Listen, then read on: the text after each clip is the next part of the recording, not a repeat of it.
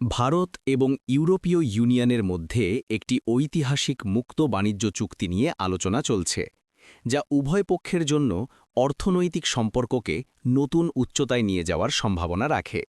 এই চুক্তি কার্যকর হলে এটি বিশ্বের দুটি বৃহত্তম অর্থনীতির মধ্যে বাণিজ্য ও বিনিয়োগের ক্ষেত্রে এক নতুন দিগন্ত উন্মোচন করবে।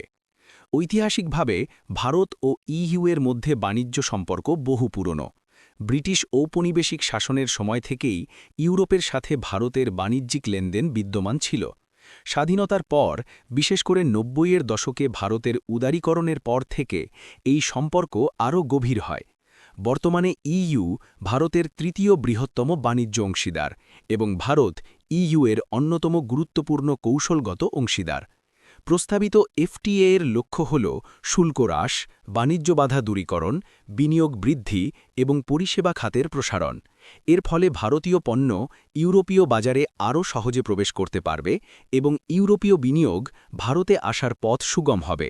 বিশেষ করে বস্ত্র, কৃষি, অটোমোবাইল এবং তথ্য প্রযুক্তি খাতে এই চুক্তির ব্যাপক ইতিবাচক প্রভাব পড়ার সম্ভাবনা রয়েছে। তবে এই চুক্তি চূড়ান্ত করতে উভয় পক্ষকেই কিছু চ্যালেঞ্জ মোকাবিলা করতে হচ্ছে। এর মধ্যে রয়েছে পরিবেশগত মান, শ্রম অধিকার এবং ডেটা সুরক্ষা সম্পর্কিত বিভিন্ন বিধিবিধান। তা সত্ত্বেও উভয় পক্ষই এই চুক্তিকে সফল করার জন্য দৃঢ়প্রতিজ্ঞ। এই ঐতিহাসিক চুক্তি কেবল